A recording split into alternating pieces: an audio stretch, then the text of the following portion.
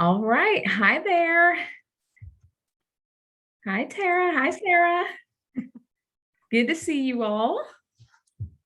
Thank you for joining us today on Glad You Asked. So I am going to be running the entire Glad You Asked session today. Teresa's not going to be able to join us, but she'll be back next week. But we just wanted to run over a couple of topics with you guys that has been coming up lately to let you know what the Market Center is working on and how we're preparing to address these items.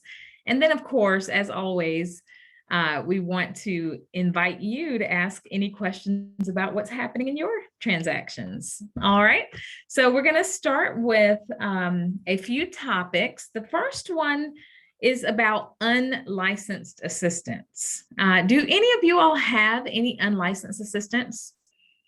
No, not yet. Okay.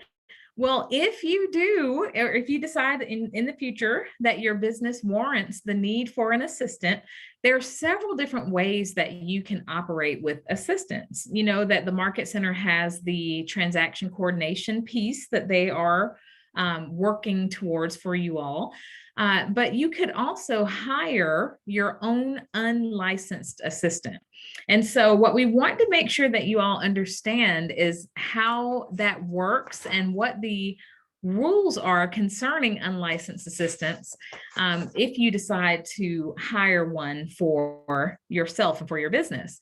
One of the things that the Real Estate Commission did as of July the 1st is that they have set rules and parameters that we, brokers in charge, are responsible for all of you all's as unlicensed assistants. And so part of what we have to do is make sure that we have a good grasp on who is assisting without a license and make sure that they are educated on what they can and cannot do. Okay. And so that's the big thing. Make sure that you all are aware if you're using an unlicensed assistant in your business that they cannot show property for you for sale. Unlicensed assistants can show property for rent, but not for sale. So that's one of the biggest areas where there's a little bit of confusion there. And also a open house is considered to be showing. So it's important to note that they cannot hold open houses if they are unlicensed assistants. Okay, so just want you all to be aware of that and be prepared for these rules. Remember that unlicensed assistants cannot be paid on a commission basis either. They have to be paid in an hourly or W-2 type of format. They do have to have a license to receive commission, if you will. So these are just a few reminders about how it works and how to prepare for an assistant if you decide to hire an unlicensed assistant. And so if you know of any agents who do have unlicensed assistants, please make sure that they know that we need to know about their assistants and make sure that we get them educated for their protection, for the firm's protection, for the agent's protection, and for ultimately our client's protection. All right. One other issue about unlicensed assistants that you all must know, and that is about the MLS. Your unlicensed assistant has to have their own MLS access. Okay, every MLS that we're a member of has a separate entity, a separate way that unlicensed assistants can access the MLS. They can never be given your MLS access information, your login or any such thing. So that's the last thing we really want to prepare you and warn you all about. These MLSs have very strict and very high penalties for you allowing anyone, even an unlicensed assistant, to have access to your login information. So just a reminder there. And some of these penalties, again, as high as $3,500 or possibly even expulsion from the MLS. So you all need to make sure you take that very seriously and never, ever give anyone, not even your own unlicensed assistant, the access to your MLS. All right. So that was topic number 1. Any questions about that before we move on to another topic? No, and Mary, thank you for joining us. Good to see you today. All right. Okay, so if no questions about that, the second topic that we wanted to talk about briefly here, we just wanted to mention to you all that you are aware that diversity and equity and inclusion has become a very talked about topic here in our society lately and within our company. And so there is a initiative to roll out the opportunity to increase education and awareness concerning diversity, because our company is becoming more diverse, our clients are very diverse, and we need to be educated on the things that will continue to make us better as real estate brokers. And so we wanted to let you all know that there are going to be some opportunities for some diversity training coming to the Market Center. Yay! And really good training too, by the way. And so, there's an area for everyone to grow and to stretch. And so this is one of those areas. It's just going to make you a better real estate broker to continue to educate yourself and to get to even become aware of things that you need to know, both about other agents, diversity there within the firm and the company, but also about the diversity of our clients. And again, equity, inclusion, all of these are very important topics. And so we want you to be aware that you're going to start seeing some emails go out, some invitations for trainings. And this is something very near and dear to our heart, is to make us a better Market Center by improving our, is that you, Sarah? You got, okay, you got to work in there now. Improving our own initiatives to better educate one another when it comes to diversity, equity, and inclusion. So be on the lookout for some more things there with regards to training and other opportunities to get involved and to become better agents, better service for our clients. All right, topic number 3. So today we want to remind you of the importance of this document called the Professional Services Disclosure. Have any of you all had a chance to use that disclosure yet? Professional services? Okay, I see a yes and a no. Okay. When it comes to this particular disclosure, it is a required disclosure on the buyer side in command. It is a conditional on the listing side in command. So it's not required from the listing side, but we highly recommend that you use it in all of your transactions, whether it's buyer or seller, because it lays out for your potential client, the potential services that you might recommend to them, and it gives them the opportunity to waive services that they do not want or have decided not to have done. Okay. It becomes very important later in the transaction when they have amnesia and forget that you might have recommended some things to them, or they say they didn't hear about it. It just really creates accountability on all sides, okay? And so we want to have accountability, we want to have protection, not just for you all as agents, but also for your clients. And the best way to have that accountability and protection is to have some sort of proof in writing, a document. I'm big on having things in writing, you guys, that just says that you've discussed with them the opportunities, the things that they could have in their transaction, and you've allowed them to select in writing which services they will or will not have done. Okay, highly recommended and even required on the buyer side, but we recommend that you get in the habit of using this disclosure on the seller side as well. Okay, it's really important for you all to just get into good habits. And so that's one of those good habits. And in case you haven't done one recently, don't forget on the buyer side, we're required to have our heritage title disclosures. So don't forget that part. You're required to disclose that they are an affiliated business. Again, your client has the option to choose if they'd like to use them or not. So it's just important to make sure you don't forget that that is required on the buyer side of the transaction. And again, professional services disclosure is required for buyers, recommended for sellers. Tara. When would you bring this up to the buyer? Is that at the buyer consultation, or is this where it's the offer to purchase section part of the transaction? Okay, when you mean the professional services or the heritage title? Or both, both. Obviously. Okay, so we recommend that you start with the heritage title during the discussions when you're going to be hired in buyer agency. Okay. And then for professional services disclosure, this should come at least at the point of offer, because until you have a contract, you don't have anything to inspect, or, you can't have all these other services provided until there's at least a contract. So you could start the discussion and prepare them for that, but they don't necessarily have to sign their selections until they have a property under contract. Okay. Okay, does that make sense?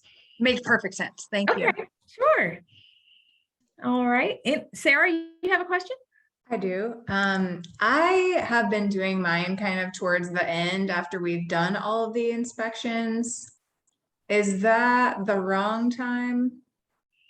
Well, it's not, I won't say it's wrong. It's never wrong to have, everything in writing, but it would be better to have the discussions and the selections at the beginning instead of the end, so that they can, to collectively, when you all are talking about the buyer's needs and wants, they can make their selections. And then if anything changes, you could update it at the end of the transaction.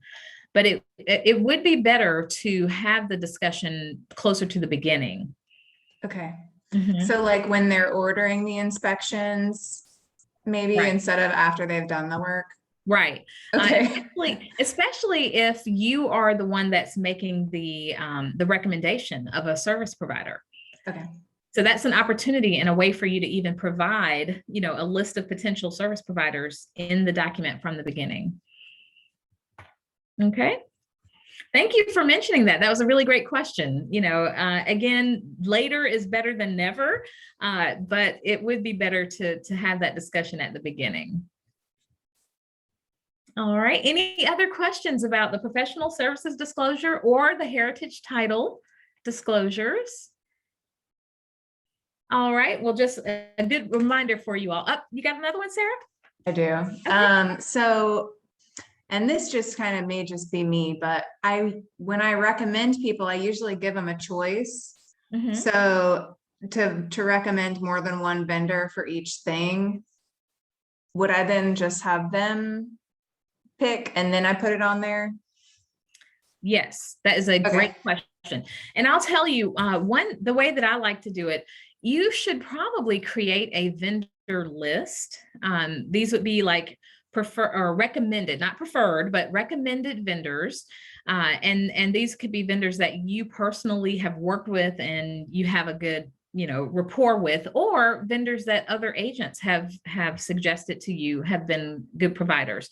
I always recommend trying to have 2 to 3 options for every area. And then once your client has made their selections, you can put the selected ones on that professional services disclosure. Okay. But it's just a good idea as you're going along in your business and you come across new vendors, you could just add them right into your recommended vendor list and provide that to your clients for options to select from. So that's just one way you could do it. You don't have to do that. I see a question. Do you include price approximation as well? I always have a parentheses, so like a low to high. So just I don't have their exact pricing, but just a ballpark. That's what I include for mine. Yep, good questions. Any other thoughts? How do you all do it? How do you make your recommendations for service providers to your clients? I haven't gotten to that point yet, since I just haven't gotten to that point yet. But in my previous career, I was told to at least give 3 different ones so it doesn't show that I'm biased towards one or showing favoritism. So I didn't know if there's and that's a question I have. Is there legal ramifications of just sending 1 instead of 3 because we're showing favoritism in that regard? Because it was in the insurance world, we couldn't send just 1. We had to send a few for them to choose. So here, I won't say legal ramifications if you only refer 1. I will say that it's generally a good practice and it's recommended that you give multiple so that there's not the appearance of anything inappropriate. But remember, the thing that's legal or not is that you can't receive any compensation from any of these parties that you refer people to without that client's knowledge, right? So that's the legal piece of it. But it's just recommended and just a good practice because you want to make sure people understand that they have options and they don't have to go with the one person that you recommended. And so that's the thing, making sure that they understand that they're not required to use any one person. Okay. So good thoughts and good questions there. So again, you could begin to create for yourself a list of vendors, either that you have personally worked with or that are recommended from other agents, and start, having that list that you can provide and allow clients to pick from there. It might even be a good idea to have multiple vendors based on the location or the area. So depending on where a property is located, it might make more sense, And then there are some that are going to be easier to find and some that are harder to find depending on what the service is. And so you may not find 3 of a particular service, mold and remediation or something in the same area. So that's something to keep in mind as well. So, putting your best efforts into finding options for them and just making it clear that they can find their own and they don't have to use anyone that you recommend. Okay. All right. So those were the 3 main topics for today. I do have one quick reminder. Well, something that has recently come up. I don't know if you guys have seen this yet. In DocuSign, they have made some changes, and we've had some people having some trouble getting to the forms. There was a very detailed email that was sent out to explain how to reset your NRDS ID and get access to the forms again. So if you haven't done that yet, make sure that you do so that you can have access to all the forms that you need in DocuSign. But one other change that has come up is that you cannot send blank forms anymore. DocuSign has done something in their settings that if you try to send a form out in an envelope that's blank, it's going to automatically enter sample in the form. And so the form is going to come out as a sample. It won't be blank. It can't be used in a transaction. So that's something to be aware of and prepared for. If you previously maybe sent blank forms or you were just trying to have something you could print and write in, you won't be able to do it through sending it through DocuSign. So you can go into DocuSign, open the form and print it, but you can't mail them out blank. Okay, so that's just an FYI, something that has just recently changed. All right, Tara. So if you needed to, but I guess so you can no longer print blank forms to save on your hard drive. Is that what? Because sometimes you want to print a new one and you hand fill it out or take it with you to have. In those instances, where would we go to do that? Would we just go to the North Carolina website to get that? Mm-hmm. Okay. Yeah, so you can still get the blank forms there if you want to print and have, but you won't be able to print blank forms from DocuSign. So yeah, don't forget, and that's another reason why you should know your NRDS number and information, because you use that to log into the Association of Realtors. And so make sure that you keep that login information handy so that you could download those forms when needed. All right. All right. Thanks. Great questions. Great questions. So those are all of my topics for you all today. Do you all have any questions? Anything going on in your transactions? Anything to ask of us? Sarah. I've got a couple of questions. Okay. The first one is, I've got a listing appointment for 2 side-by-side double wides. They're each on about an acre and they're sharing a well. They have the same owner, but we're gonna sell them separately. So is the only thing that I should think about getting as far as documentation prior to listing a shared well agreement, or are there other steps I should be considering? Okay, that is a great question. You definitely want to have the shared well agreement and have that addressed ahead of time.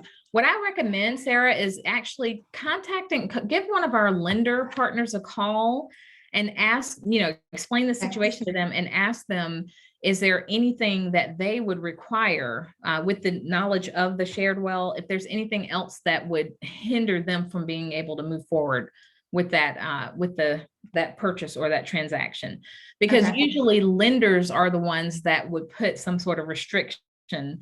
Yeah, she did say survey too. Should probably do that. So I'll definitely do that. Okay. So you spoke to a lender already and they told you, okay.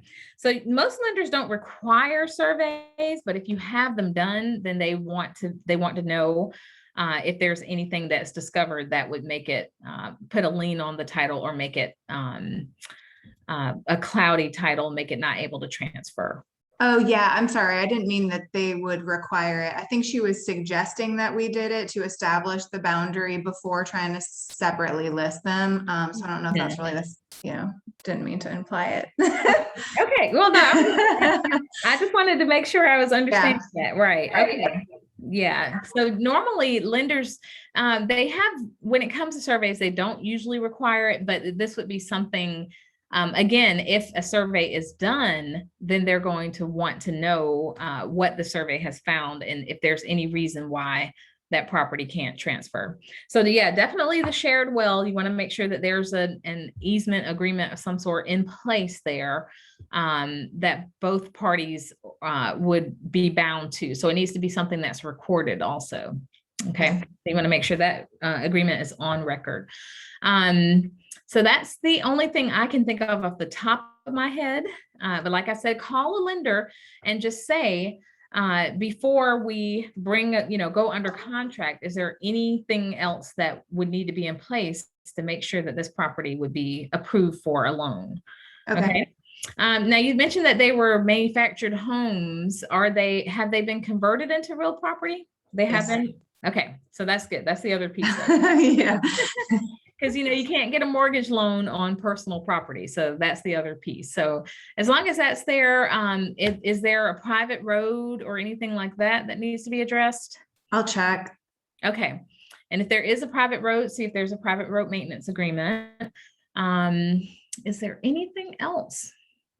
No, I think other than that, those are just a few things you want to have addressed up front so that the transactions can move as quickly or smoothly as possible. Yeah. Okay. And congratulations on 2 listings. That's exciting. Oh, they're just appointments at this point. I just wanted to make sure I knew what I was talking about before I did that. Oh yeah. Well, I consider it done already. Go in there thinking. Oh, well, thank you. Yeah. I do have another question, and this is about a current listing that I've got. Okay. And we are under contract. So this guy built a bunch of stuff on his property and not all of it is permitted.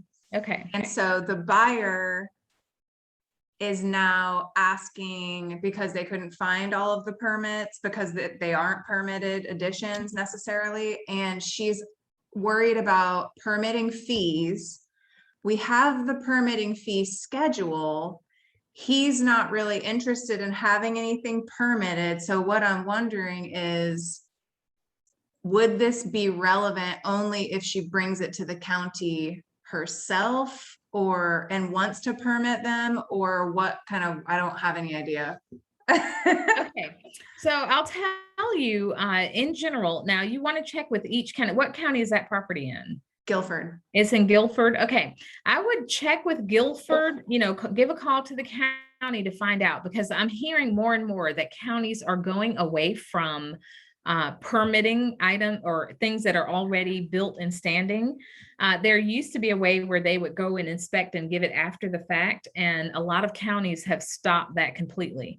And so in order for something that was built that was not permitted to have a permit, they essentially would have to be pretty much deconstructed and reconstructed with a permit. So I don't know Guilford specific rules, but I would assume that with that being the case in most of the larger counties, that it's trickling down. So just give a quick call to Guilford to find out first if they allow structures or things to be permitted after the fact, if they do those inspections, or if they require it to be from the beginning. So that's the first question. Okay. And then as far as this buyer is concerned, as long as you disclose, this is the question, did you disclose that these buildings were not permitted in the listing? You did not. Okay. So I did not know that. Okay, you didn't know that they weren't. Okay, so it's really important. So in future, when you do have a listing, it's important that you disclose those, because that's considered to be material information. Now, you might not have disclosed these separate. What are these like? Are they barns or something, like just They are storage? barns. Okay. He has the shell for the structures. Each shell is permitted. The septic and the well are permitted, but he also added stuff on the inside that was not. Okay. All right. So when it comes to properties like that in the future, you want to gather and just disclose. Again, your job is to discover and disclose, right? So you would, all those steps that you just discussed now, you would want to have that information from the very beginning and put it in the listing from the beginning. Okay. That prevents a lot of the questions that you're running into that's happening in the transaction now, by that buyer being aware of it at the time that they place the offer. So, this buyer may try to come and say, I didn't know the status, that it wasn't permitted. And they may want to try to negotiate, reduce the price or something to that effect. And so, they can certainly ask these questions. It doesn't mean that your seller has to agree to these things, Right. but there is a certain amount of nice. I like how you just threw them off. Get off, go away. That's funny. But there is a certain amount of liability that's potentially there if you don't disclose from the beginning. So you want to be careful about that. We usually run into it more for the actual residents on the property or something to that effect.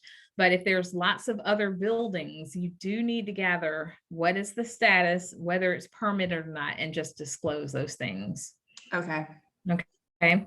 So in this case, again, the buyer may, I don't know how they might proceed. They may request that permitting be done, but the county may not allow that or permit that.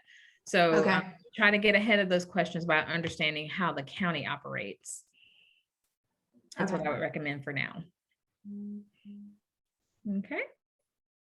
Yeah. Don't be afraid. Tara, I saw that. So, as embarrassing, I mean, I am still new, but I'm still on provisional. I haven't finished all 3 of my classes yet. Yeah. And I just wanted to clarify, being a provisional, that means I can't rent any other offices where my BIC is not, correct? That is correct. Well, Okay. so yeah, as long as you're provisional. Yeah. Yeah. Okay. I just wanted to clarify that, because I was in the process of trying to rent in Mebane, and I was told by my coach, because I still have my provisional status, my BIC is not there. Right. So I can't rent there. Okay. Not yet. Just wanted to clarify that. Not until you drop your provisional status. And Yeah, so I'm working on it. I was gonna say it's pretty easy. Just take the 3 posts Yeah. and pass them, and that's all you have to do. Yeah, But it's yeah. more cost with it being so close to Christmas and, you know, 3 boys. So, yeah, Yeah, I understand that definitely. but But we're yes, working on it. your coach is telling you the right thing. So when Good. you are under provisional status, you do have to be, housed officially Right. with your BIC until that status changes. Okay. Yeah. I found out there's an office coming open in Burlington, so I'm happy. So it's all good now. So I just wanted to clarify that. Okay.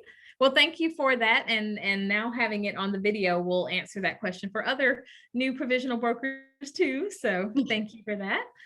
Any other questions? What else is happening for you all?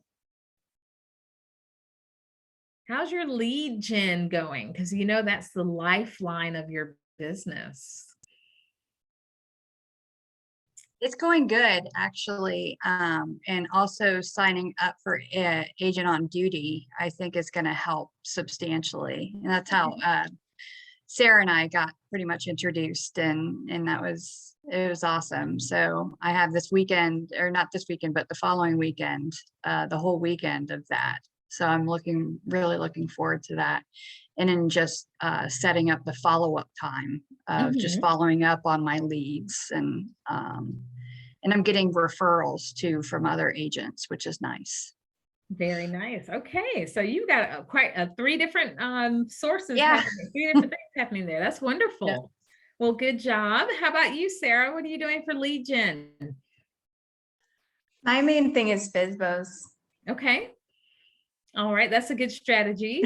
That I always hear in different trainings, they refer to it as low-hanging fruit, right? These people have a sign in their yard that says they want to sell their house, So I'm glad that you mentioned that. Just make sure from a compliance, I'm trying to keep you out of real estate jail perspective, make sure that you don't contact a FSBO to solicit the business if they're on the do not call list. So you want to, just double check that. You can contact them if you might have a potential buyer, to potentially bring a buyer to them, but you can't try to solicit their business if they're on the do not call list. So just that one little thing to watch out for when it comes to FSBOs, but that's a really great lead gen strategy. So good for Do you. you just call them, Sarah, in your area, or? Yeah, I mean, you can do it different ways. I think it's really based on your personality is what I'm finding out, what you like to do. So yeah, you can call them, but you can't just be trying to take the listing. What you can do is ask them questions about the house and then see if you can call them again another time. And if they say yes, that's cool. And that usually works with me. I'm just nice to people, and it seems to be fine. Yeah, awesome. All right, good to know. Thank you. Yeah, but you do have to make sure they know you're a broker, though. So no blind, no, what do you call it? Secret agents, right? Yeah. Well, good job there. And so if is that all of the questions that y'all have for today? If so, then I'm going to let you all go for now, but don't forget, we're here every week, every Thursday. So we will see you back. So if you have new questions to bring, we have the BIC hotline that you guys can use. We have the BIC email that you can email questions to. And of course, we have the Glad You Asked every week. So lots of ways to get your questions answered. So thank you all for attending. Have a wonderful afternoon. Thank you. You're welcome. Bye.